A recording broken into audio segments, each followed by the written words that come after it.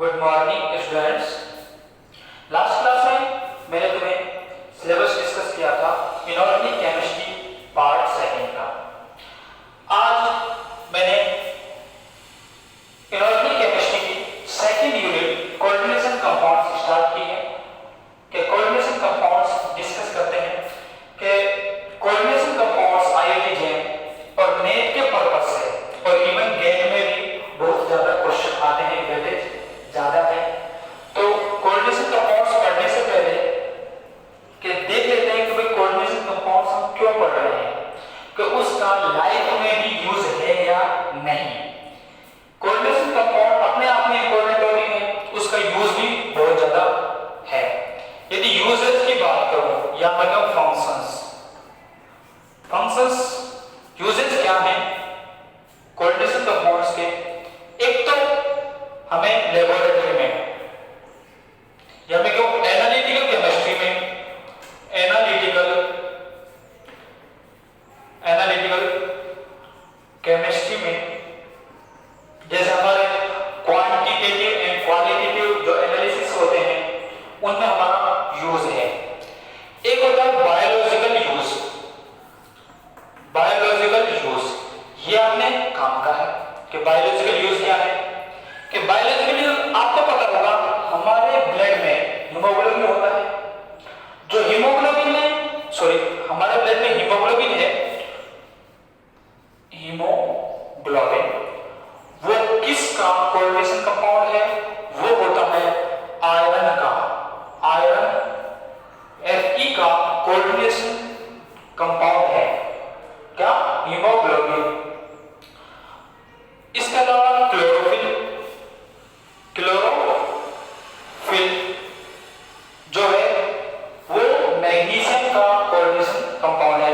ये तो हो गया बायोलॉजिकल। इसके अलावा भी नाइट्रोजनेज है, वो भी एक कोऑर्डिनेशन कंपाउंड होता है। तीसरा है इसका यूज इन एक्सट्रैक्शन या मैं कहूं सेपरेशन, एक्सट्रैक्शन ऑफ मेटल्स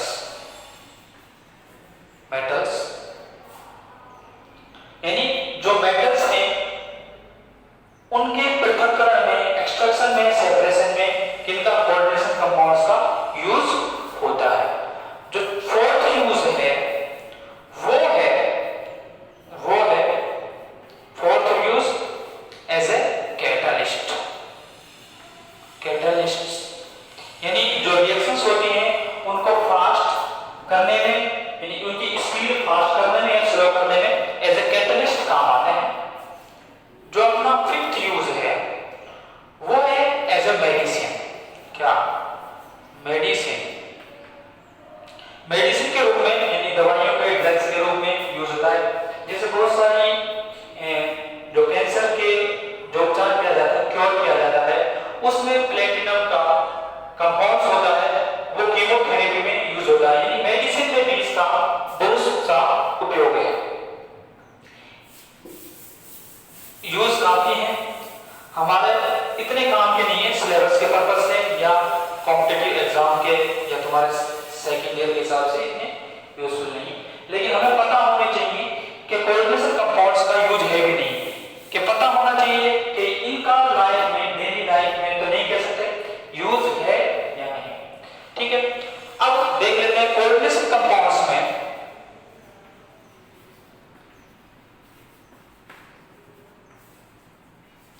अपनी सेकंड यूनिट है।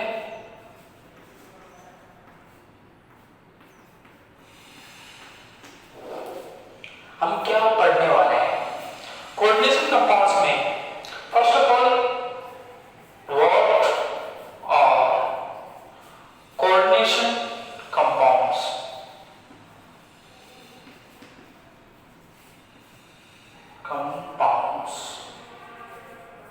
क्या? दूसरा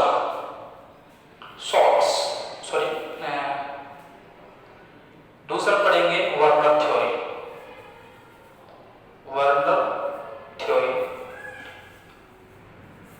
और उसका एक्सपेरिमेंटल वेरिफिकेशन। तीसरा पढ़ेंगे लिगेंड्स। फोर्थ नॉमेनक्लेचर, ये लिगेंड्स नॉमेनक्लेचर भी है कि जो कोऑर्डिनेशन कंपाउंड्स हैं उनका IUPAC नामकरण कैसे करते हैं, कि उनका नाम कैसे लिखते हैं, जब नाम लिखा कोऑर्डिनेशन कंपाउंड्स का उससे फॉर्मूला कैसे लिखते हैं, दोनों चीजें देखेंगे। तीसरी चीज है VBT यानी वैलेंस बॉन्ड थ्योरी, संयोजकता बंध सिद्धांत। इसके अलावा आइसोमेरिज्म कि जैसे कोऑर्डिनेशन नंबर 4 है, कोऑर्डिनेशन नंबर 6 है, वो किस प्रकार की समायोजकता आइसोमेरिज्म शो करते हैं। एक है मैग्नेटिज्म एंड हाइब्रिडाइजेशन या ज्योमेट्री कह लो, ज्योमेट्री ऑफ कोऑर्डिनेशन कंपाउंड्स। इसी में डिस्कस हो जाएगी मैग्नेटिक्स एंड ज्योमेट्री किसकी, कोऑर्डिनेशन कंपाउंड्स की। इस टॉपिक में कवर हो जाएगी VBT में, ठीक है। हमारे सिलेबस में सेकंड ईयर में इतना ही है कोऑर्डिनेशन कंपाउंड्स में। पहले देख लेते हैं कि भाई what are coordination compounds, coordination compounds क्या होते हैं। कोऑर्डिनेशन कंपाउंड्स को समझने से पहले एक छोटी सी चीज हमें समझनी होगी, बॉन्डिंग। हिंदी में कहते हैं बंधन, क्या बंधन, प्यार वाला नहीं रहे। एटम्स के बीच में बॉन्डिंग कैसे होती है? बॉन्डिंग्स मेनली 3 टाइप्स की होती है। इसके अलावा और भी टाइप्स हो सकते हैं, जैसे हाइड्रोजन बॉन्डिंग है, डेल्टा बॉन्ड्स होते हैं, वो भी बॉन्डिंग है, बैक बॉन्डिंग है। तो हम 3 चीजें डिस्कस करेंगे। मेनली 3 टाइप्स होती है। पहला आयनिक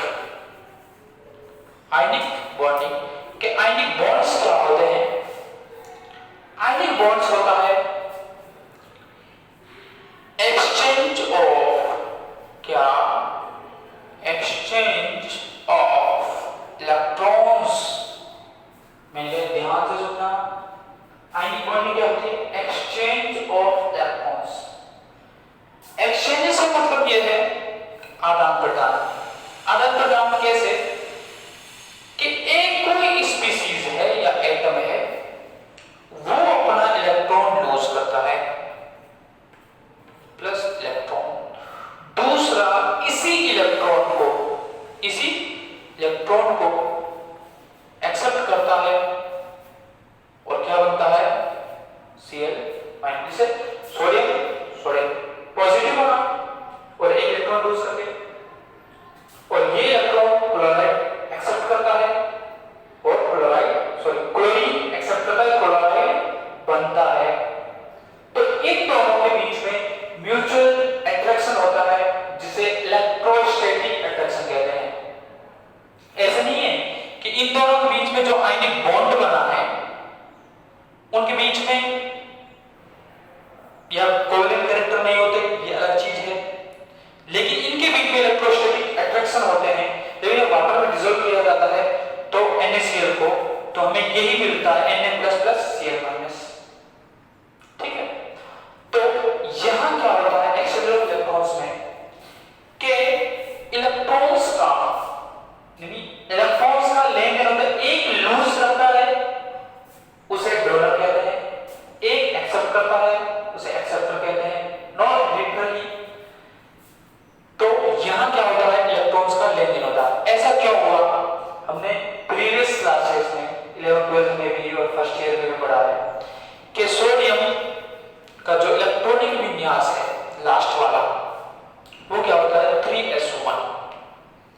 या तो इसे 7 इलेक्ट्रॉन्स प्रोवाइड करवा दिए जाए या एक इलेक्ट्रॉन लूज करवा दिया जाए। तो कौन सी चीज आसान है लूज करवाना?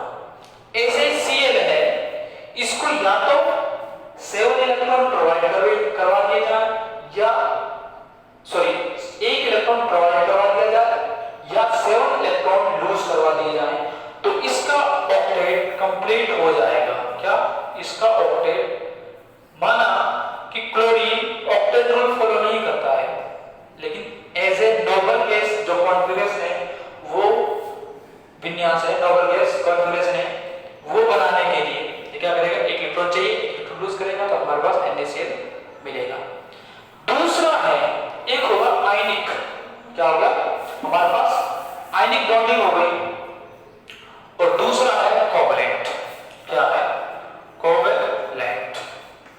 कोवैलेंट बॉन्डिंग, इसमें क्या होता है, इक्वल शेयरिंग होती है, इक्वल शेयरिंग किसकी, इलेक्ट्रॉन्स की, किसकी, इलेक्ट्रॉन्स की इक्वल शेयरिंग होती है। यानी यहां जो बॉन्ड बनेगा, प्रीवियस क्लासेस में पढ़ चुके हो, ज्यादा डिटेल में नहीं जाऊंगा, मुझे फोकस करना है कोऑर्डिनेशन कंपाउंड्स। तो इक्वल शेयरिंग होगी, बराबर मात्रा में इलेक्ट्रॉन्स दिए जाएंगे या प्रोवाइड करवाए जाएंगे दोनों एटम्स में के द्वारा जो बॉन्डिंग में पार्टिसिपेट कर रहे हैं। मैंने कहा जो एटम बॉन्डिंग में पार्टिसिपेट कर रहे हैं वो इक्वल अमाउंट्स में, इक्वल नंबर्स में इलेक्ट्रॉन्स उपलब्ध करवाएंगे, प्रोवाइड कराएंगे। तो एक इसका परफेक्ट एग्जांपल है कार्बन। कार्बन क्या होता है, परफेक्ट तो नहीं, परफेक्ट तो होमोएटॉमिक होता है, जैसे O2 ले लें कि, लेकिन कार्बन बहुत स्पेशल है, very very special compound chemistry या ऑर्गेनिक केमिस्ट्री। तो O2 की बात करें तो हमें पता है इसका कॉन्फ़िगरेशन क्या होता है, 2s2 2p4 होता है कि जब इसका इलेक्ट्रॉनिक विन्यास क्या हो, नोबल गैस जैसा हो, तो क्या करेगा, 2 इलेक्ट्रॉन या एक्सेप्ट करेगा, 6 लूज करेगा, 6 क्या करेगा, लूज करेगा। तो कौन सा आसान है, 2 एक्सेप्ट करना। एक दूसरा ऑक्सीजन आएगा, एक ऑक्सीजन के पास दूसरा ऑक्सीजन आएगा, ऊपर देख लो, एक ऑक्सीजन के पास दूसरा ऑक्सीजन आएगा जिसका कॉन्फ़िगरेशन ऐसा ही है, भाई ऑक्सीजन होगा तो ऐसे ही होगा, और दोनों के पास 2-2 इलेक्ट्रॉन्स की कमी है। तो ये क्या करेंगे, शेयरिंग में पार्टिसिपेट करेंगे, जिससे दोनों का ऑक्टेट क्या हो जाएगा, कंप्लीट हो जाएगा, जिससे दोनों का क्या हो जाएगा, ऑक्टेट कंप्लीट हो जाएगा, यानी इलेक्ट्रॉन्स की कमी नहीं रहेगी। ये क्या है, म्यूचुअल इंटरेक्शन है, 2 इलेक्ट्रॉन इसके, 2 इलेक्ट्रॉन इसके, जब इसके इलेक्ट्रॉन्स में इन 2 इलेक्ट्रॉन को जोड़ोगे तो एक होंगे ऑक्टेट कंप्लीट, और इसके इलेक्ट्रॉन्स में ये 2 जोड़ोगे तो इसके भी कंप्लीट हो जाएंगे। तीसरा है, ये क्या है, इक्वल शेयरिंग है, यानी 2-2 इलेक्ट्रॉन दोनों ऑक्सीजन एटम द्वारा प्रोवाइड करवाए जाते हैं एक दूसरे के लिए। और एक होता है कोऑर्डिनेशन बॉन्ड। क्या होता है, या कोऑर्डिनेशन बॉन्डिंग। इसमें क्या होता है, अनइक्वल शेयरिंग होती है। क्या होता है, अनइक्वल शेयरिंग, यानी जो भी शेयरिंग होगी अनइक्वल होगी, असमान होगी, यानी जो इलेक्ट्रॉन्स होंगे वो एक ही एटम द्वारा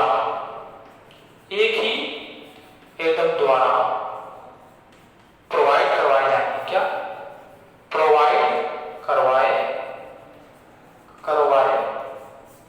जाएंगे, एक ही एटम द्वारा प्रोवाइड करवाए जाएंगे।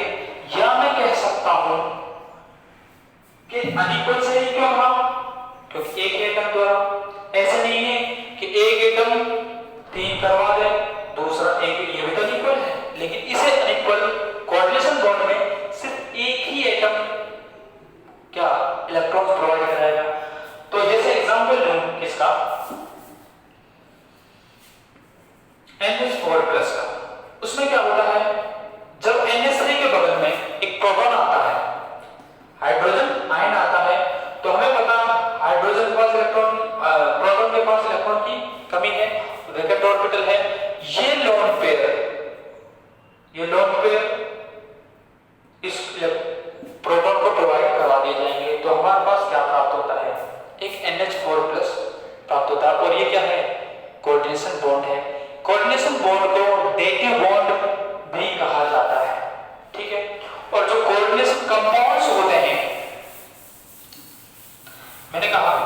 आयनिक कंपाउंड्स में क्या, आयनिक कंपाउंड्स में एक्सचेंज ऑफ इलेक्ट्रॉन है, क्या है, एक्सचेंज ऑफ इलेक्ट्रॉन्स है, और कोवैलेंट बॉन्ड में अनइक्वल शेयरिंग है, सॉरी इक्वल शेयरिंग है, और कोऑर्डिनेशन बॉन्ड में अनइक्वल शेयरिंग है। तो कोऑर्डिनेशन कंपाउंड्स में स्टडी की जाती है ऐसे कॉम्प्लेक्स की, CONS3 का होल 6, Cl2 या Cl3 ज्यादा बेटर रहेगा, Cl3, ऐसे कंपाउंड्स की स्टडी की जाती है। इसमें इसे लिगेंड्स, सेंट्रल मेटल आयन कहा जाता है, ये क्या है, काउंटर आयन है, थोड़ी देर बाद डिस्कस करेंगे। ये क्या है, जो कोबाल्ट है इसको इलेक्ट्रॉन प्रोवाइड करवाए जाते हैं, डेटिव बॉन्ड या मैं कहूं कोऑर्डिनेशन बॉन्ड बनाया जाता है NH3 द्वारा, यानी जो इलेक्ट्रॉन पेयर है इसको प्रोवाइड करवाए जाते हैं बॉन्डिंग के लिए, कोऑर्डिनेशन बॉन्ड के लिए। तो ऐसे ही 6 NH3 आते हैं, वो क्या बनाते हैं, कोऑर्डिनेशन बॉन्ड बनाते हैं। और ये क्या है, कोऑर्डिनेशन कंपाउंड्स है, क्या है, वो कोऑर्डिनेशन कंपाउंड्स का स्टडी इनकी करीब की जाती है इसमें, कोऑर्डिनेशन कंपाउंड्स में। क्लियर हो गया, व्हाट आर कोऑर्डिनेशन कंपाउंड्स। यदि इनऑर्गेनिक केमिस्ट्री की बात करें तो इनऑर्गेनिक केमिस्ट्री में, इनऑर्गेनिक केमिस्ट्री में जो सॉल्ट्स होते हैं, सॉल्ट्स होते हैं वो 3 टाइप्स होते हैं। सिंपल सॉल्ट, ऐसे सॉल्ट्स जिनका हाइड्रोलाइजेशन करवाया जाए तो एक ही टाइप के, एक ही प्रकार के एनायन प्राप्त होते हैं। मैंने क्या कहा दोबारा, ऐसे सॉल्ट्स जिनका हाइड्रोलाइजेशन करवाया जाए तो एक ही प्रकार के कैटायन या एक ही प्रकार के एनायन प्राप्त होते हैं। मैंने क्या कहा, एक ही प्रकार के कैटायन या एक ही प्रकार के एनायन, जैसे NaCl है, हाइड्रोलाइसिस करवाएंगे H2O, क्या बनेगा, Na++Cl-, कैटायन का टाइप एक, एनायन का टाइप एक ही टाइप है। मैंने कहा AgCl2 ले, हाइड्रोलाइजेशन करवाओ, वाटर, क्या Ag2+ बना +2Cl- बना, कैटायन कैसा, एक ही टाइप का, एनायन कैसा, एक ही टाइप का। नंबर्स दो हैं लेकिन टाइप तो एक ही है। टाइप कितने हैं, एक ही है। जैसे KCl ले लो, ठीक है। जो सिंपल सॉल्ट्स होते हैं वो फॉर्म होते हैं एसिड बेस न्यूट्रलाइजेशन रिएक्शन द्वारा। क्या, जो सिंपल सॉल्ट्स होते हैं वो एसिड बेस न्यूट्रलाइजेशन रिएक्शन द्वारा फॉर्म होते हैं। और जब न्यूट्रलाइजेशन रिएक्शन द्वारा फॉर्म होते हैं, जैसे NaCl की बात कर लें तो NaCl किससे फॉर्म हुआ होगा, NaOH प्लस HCl। ये क्या होती है, न्यूट्रलाइजेशन रिएक्शन होती है किसकी, बेस एसिड, क्या मिला, NaCl, ठीक है। और जो भी आयंस बनेंगे इनका अलग अलग टेस्ट करवाया जा सकता है। उसके बाद में डबल सॉल्ट्स, डबल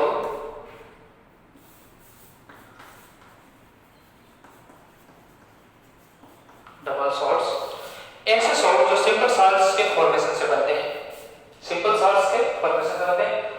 जो कैरेक्टर इसके बता है कि हाइड्रोलाइसिस के बाद क्या बनेगा, क्या बनेगा, एक से ज्यादा टाइप के क्या बनेंगे, कैटायन या एनायन, यानी या तो एनायन एक से ज्यादा बनेंगे या कैटायन एक से ज्यादा बनेंगे। जैसे तुम्हारा फेवरेट एग्जांपल है एलम, पोटास एलम, क्या होता है K2SO4 डॉट Al2SO4 का whole thrice -24H2O।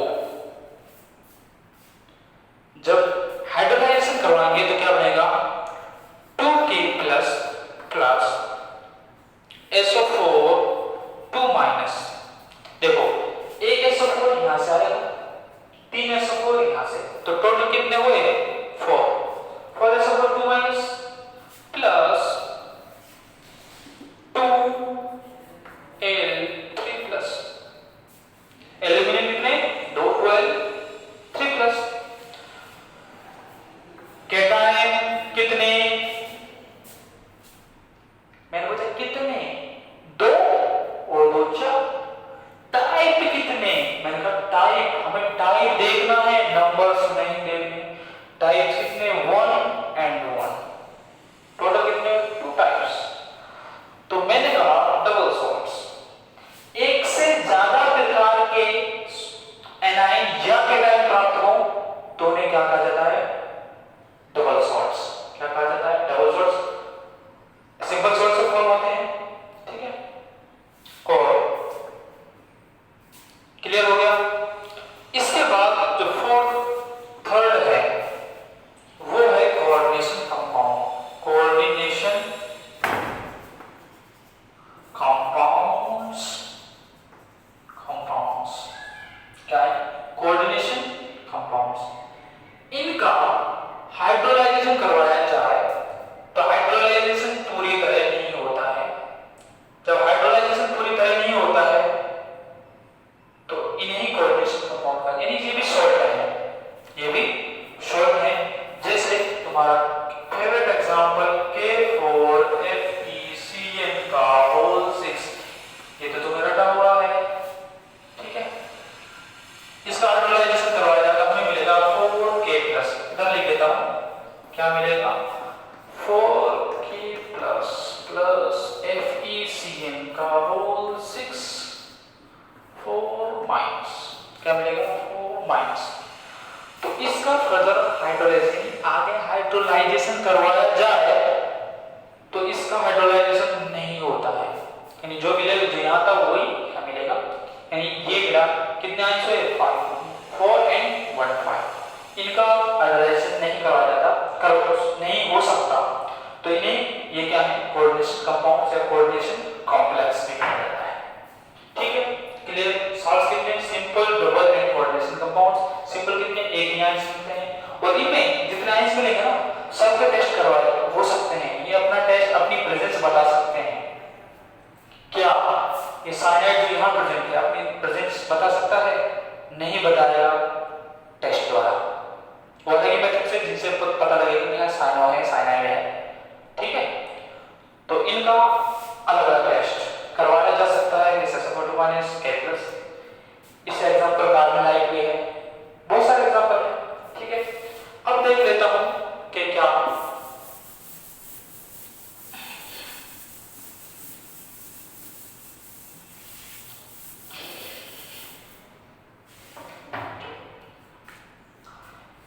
Coordination compounds में क्या क्या होता है।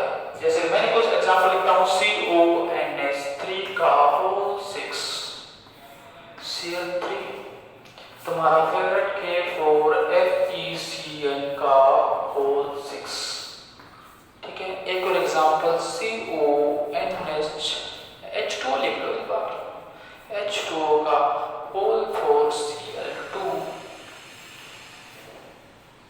Cl, ठीक है।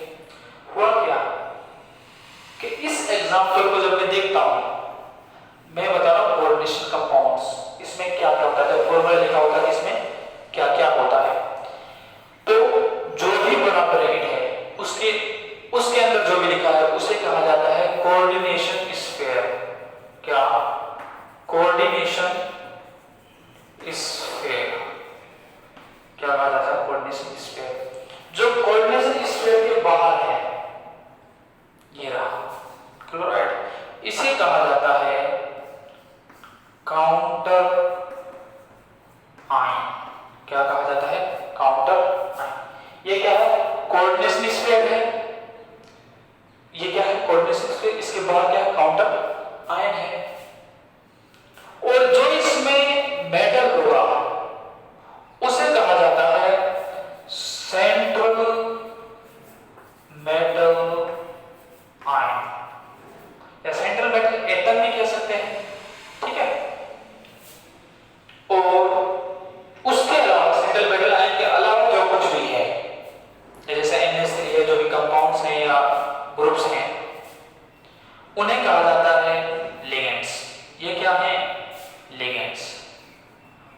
पास कितनी चीजें हो गई, देखो काउंट करवाता हूं। ये क्या है, कोऑर्डिनेशन स्फीयर 1। कोऑर्डिनेशन स्फीयर के अंदर क्या क्या है, लिगेंड्स है, सेंट्रल मेटल आयन है, यही तो है central metal ion and coordination, sorry ligands. अब एक नंबर और लिखा हुआ है इधर, इसे कहा जाता है, जितने नंबर्स होते हैं ना, जैसे इसके अलावा जैसे ये एग्जांपल है, इसमें बताऊंगा, डिस्कस करूंगा। इसमें 6 क्या है, कोऑर्डिनेशन नंबर है, और भी डिटेल में आगे बताऊंगा कोऑर्डिनेशन नंबर क्या होता है। कितना है, 6 है। CL3 है, काउंटर आयन। कितनी चीजें हो गई, 2 चीजें। इसमें क्या है, 2 चीजें हैं, उसमें एक नंबर भी है, कोऑर्डिनेशन नंबर। इसमें एग्जांपल बात करो तो ये क्या है, कोऑर्डिनेशन स्फीयर है, यहां तक ये क्या है, कोऑर्डिनेशन स्फीयर है। कोऑर्डिनेशन स्फीयर के बाहर घेरा ये क्या है, काउंटर आयन। अब काउंटर आयन यहां देखा तुमने, CL3 बाद में यहां पे है, तो counter ion sphere coordination sphere के बाहर होता है, आगे है या पीछे कोई फर्क नहीं पड़ता, कोई फर्क नहीं पड़ता कि आगे है या पीछे है। तो ये क्या है, काउंटर आयन। ये भी क्या होगा, काउंटर आयन होगा। ये क्या है, कोऑर्डिनेशन स्फीयर। और यहाँ ये NH3 अमोनिया दिख रहा है, लेकिन एमीन कहा जाता है। जैसे ये CN दिख रहा है, इसे साइनाइड आयन, क्या यहाँ कोऑर्डिनेशन कंपाउंड में इसे साइनो कहा जाता है। कोऑर्डिनेशन नंबर कितना होगा, 6। और सेंट्रल मेटल है, यहाँ क्या है, आयरन है, यहाँ क्या है, कोबाल्ट। जो थर्ड एग्जांपल है, इसमें लिखा मैंने COH2 ये क्या है, कोऑर्डिनेशन स्फीयर। ये क्या है, काउंटर आयन। ये क्या है, लिगेंड्स। यहाँ लिगेंड्स 2 हैं, 2 से मतलब 2 टाइप्स के हैं, 2 टाइप्स के। एक तो H2 जो 4 है, Cl 2 है, 2 टाइप्स कितने हुए, 2। सेंट्रल मेटल आयन, ये क्या हुआ, कोऑर्डिनेशन स्फीयर। ये क्या हुआ, काउंटर आयन। अब ध्यान रखना कि रिएक्शन में पार्टिसिपेट करता है सिर्फ काउंटर आयन, ऐसा नहीं ये नहीं कर सकते।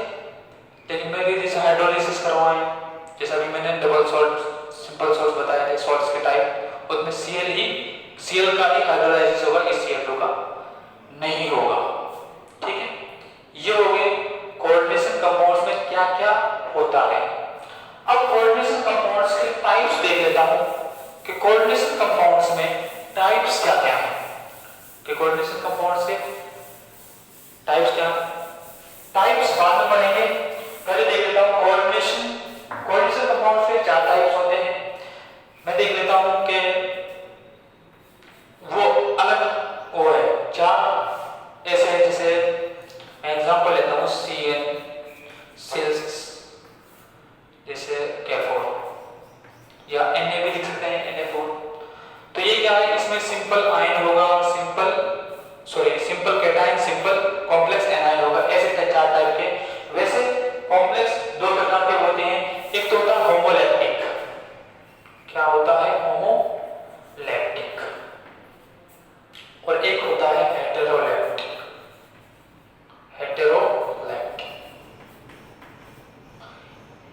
ऐसे कॉम्प्लेक्स, ऐसे कोऑर्डिनेशन कंपाउंड जिनमें लिगेंड्स, मैं लिगेंड्स की बात और करूंगा, टेंशन मत लो।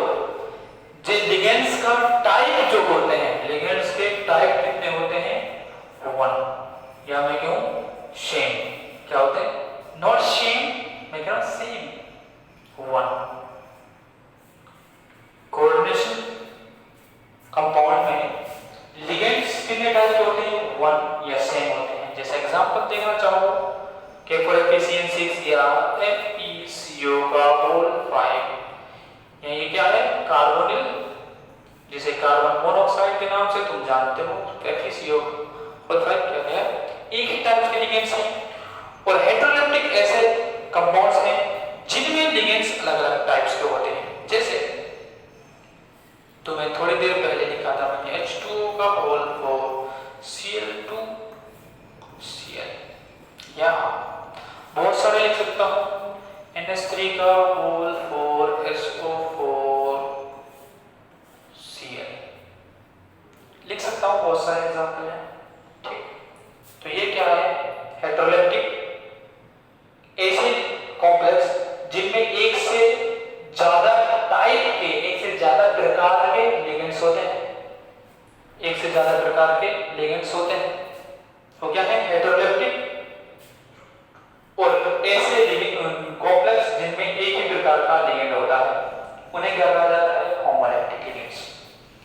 मैं देख लेता हूं कि हमने क्या क्या पढ़ा।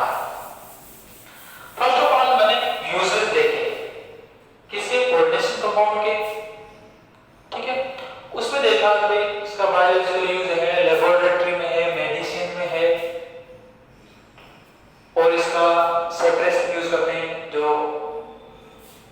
मेटल्स होती हैं उनके सेपरेशन में, एक्सट्रैक्शन में यूज होता है। उसके बाद देखा मैंने बॉन्डिंग। बॉन्डिंग बताया मैंने 3 टाइप्स के, आयोनिक, दूसरा कोवैलेंट, तीसरा कोऑर्डिनेशन, जिसे डेटिव बॉन्ड भी या डेटिव बॉन्डिंग भी कहा जाता है। आयनिक bonds, covalent bond and coordination bond. तो आयनिक क्या है, एक्सचेंज ऑफ इलेक्ट्रॉन, क्या है, एक्सचेंज ऑफ इलेक्ट्रॉन्स। कोवैलेंट क्या है, कोवैलेंट है इक्वल शेयरिंग, यानी शेयरिंग होती है क्या, इक्वल, जैसे O2 N2 ऐसे इक्वल शेयरिंग वाले परफेक्ट कोवैलेंसी के एग्जांपल है। जैसे मैं लेता CH4, इक्वल शेयरिंग तो है हाइड्रोजन के साथ, जैसे CH H, यहाँ इन दोनों के बीच में इक्वल शेयरिंग है, यहाँ इन दोनों के बीच में इक्वल शेयरिंग है, यहाँ इन दोनों के बीच में देखो हाइड्रोजन के बीच में 2 एटम, वो सॉरी 2 इलेक्ट्रॉन है, तो इन दोनों के बीच में भी इक्वल शेयरिंग है। ऐसे यहाँ कोवैलेंसी नहीं है, कोवैलेंट बॉन्ड है, लेकिन वो अच्छा एग्जांपल था O2 जैसे N2 लो। कोऑर्डिनेशन कंपाउंड क्या है, जहां कोऑर्डिनेशन बॉन्ड हो, जहां एक एटम इलेक्ट्रॉन पेयर डोनेट करे, डोनेट मतलब यानी पूरी तरह दे दे, लेकिन बॉन्डिंग के लिए बॉन्डिंग में प्रोवाइड करे। तो हाइड्रोजन प्रोटॉन से हाइड्रोजन आयन से आयन को देगा इलेक्ट्रॉन कौन, NH3, जैसे देखा था मैंने। ये क्या है, कोऑर्डिनेशन बॉन्डिंग, डेटिव बॉन्ड भी कहते हैं। इसके अलावा मैंने पढ़ा साल्ट कितने प्रकार के, साल्ट मैंने देखे 3 प्रकार के। एक तो देखा था सिंपल जैसे कैल्शियम, ये क्या है, सिंपल सॉल्ट्स है। इनका हाइड्रोलाइजेशन करवाएं तो एक ही प्रकार के क्या बनते हैं, कैटायन या एनायन बनते हैं। एक होता है डबल सॉल्ट, ये डबल सॉल्ट है, सिंपल साल्ट्स के सिंपल साल्ट से ही डबल सॉल्ट्स बनते हैं। एक से ज्यादा टाइप के क्या बनेंगे, या तो कैटायन बनेंगे या एनायन बनेंगे, जैसे पोटासियम में क्लोराइड है ना। और उसके बाद बता था कोऑर्डिनेशन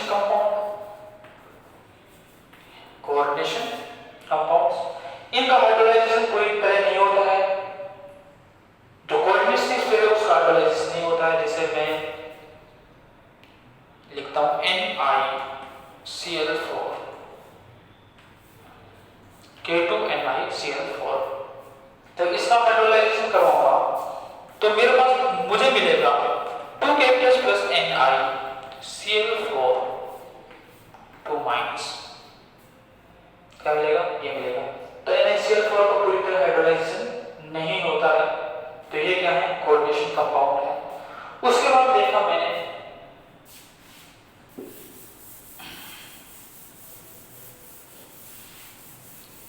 कि कोऑर्डिनेशन कंपाउंड्स में होता क्या है।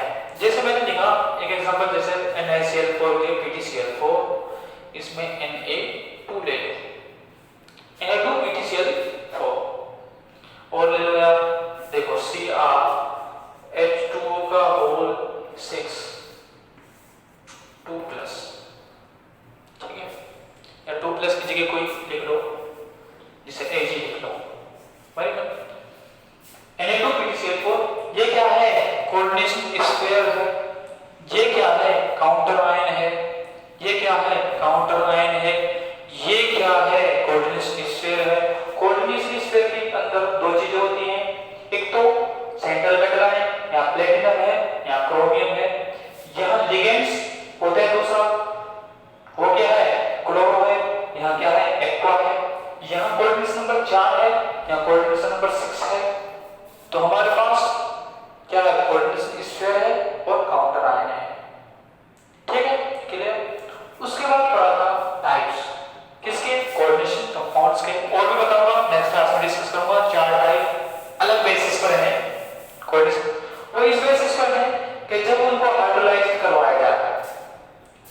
कोऑर्डिनेशन कंपाउंड्स को हाइब्रिडाइज करवाया जाए तो किस टाइप के आयंस बनेंगे, तो इस बेसिस पर क्लासिफाइड किया गया है। ये अलग बेसिस पर है कि हम होमोलैक्टिक है